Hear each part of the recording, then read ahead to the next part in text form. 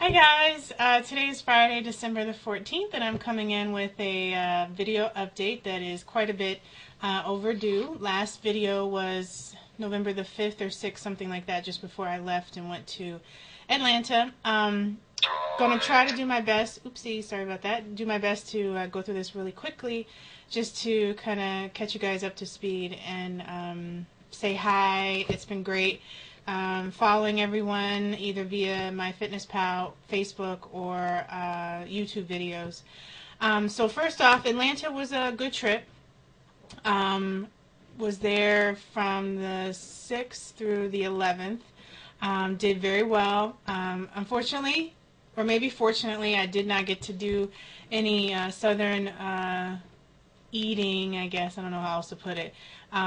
But did really well. I actually had taken some like tuna fish packs and things along those lines so that I knew I would keep in a certain calorie range, get in some healthy protein. Yeah, and it was just really just food. I really wasn't excited, and I'm noticing that just in general as a trend that I don't really enjoy eating fast food or dirty food, whatever you want to call it, so much, so I don't necessarily really crave it, even when I have an opportunity, like, being in the South.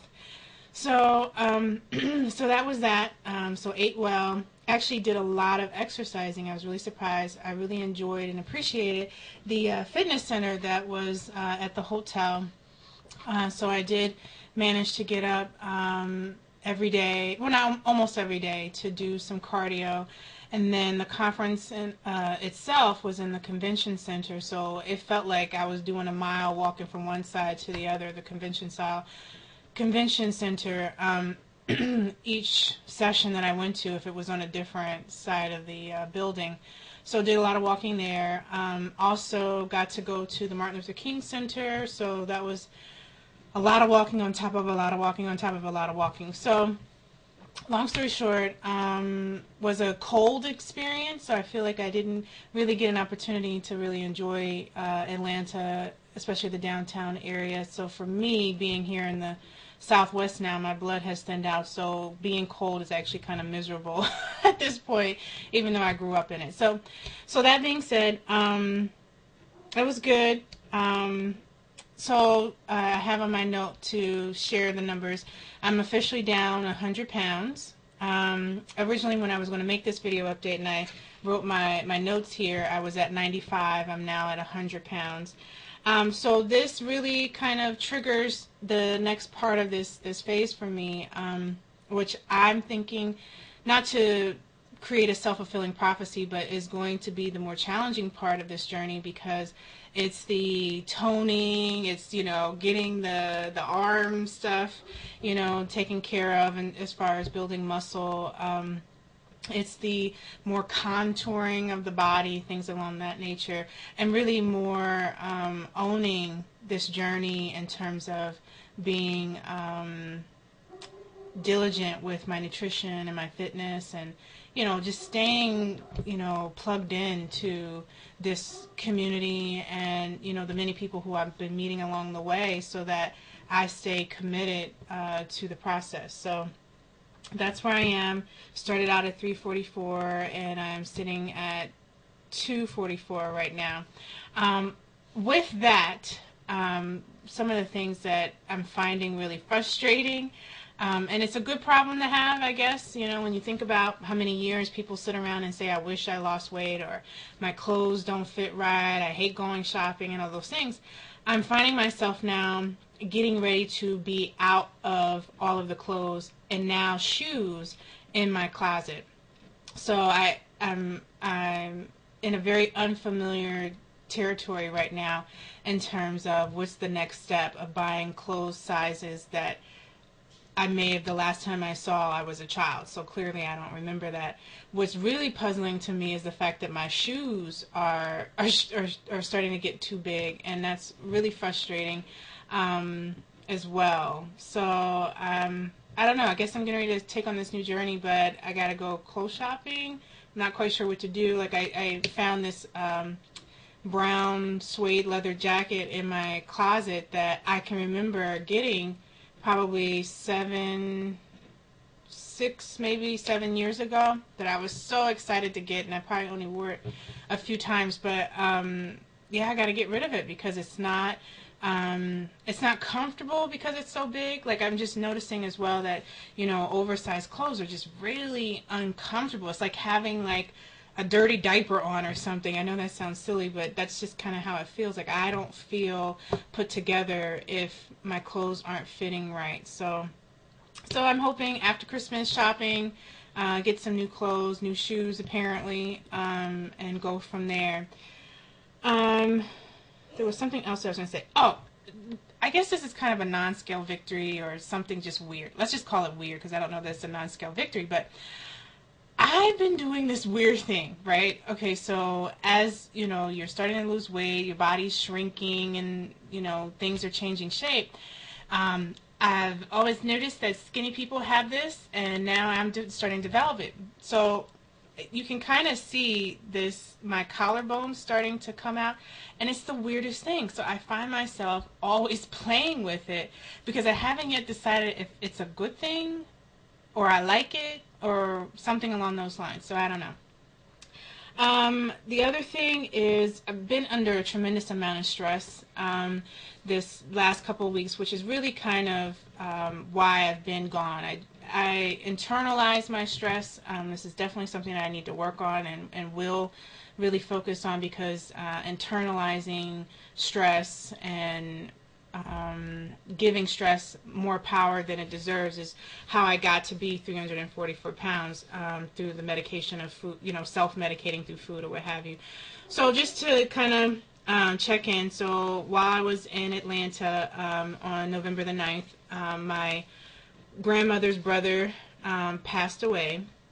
Not too shocking. His health hasn't been the greatest, and he was older, so I guess that makes it okay or makes it easier sometimes. But when I came back to the office that following Wednesday after Veterans Day, I found out that a colleague of mine had passed away on that same day.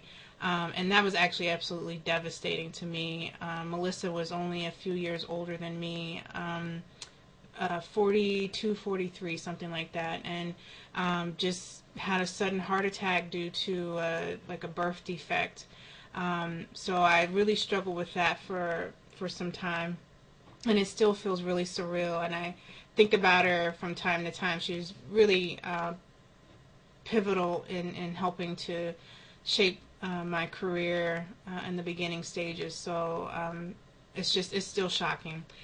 The other thing is that my dog hasn't been doing well, and in addition, my mother's dog wasn't doing well either. I'm absolutely an animal lover. I'm surprised that no one's greeted us in this, or made it what do you call it? Did a cameo, I guess, in this video. But it just was really, really challenging to go through the decline of my mother's dog in addition to my dog, you know, struggling. Where it stands as of right now, my mother's dog over the weekend really, really took a turn for the worse. And so from Thursday to Sunday was excruciating to watch, but he just progressively got worse and worse, and on Tuesday morning passed. Actually, just a few hours before we were going to take him in to have him euthanized. So I'm glad he's at peace. My dog actually was struggling to eat, and for about a week, my Great Dane was not able to get food in. Took her in.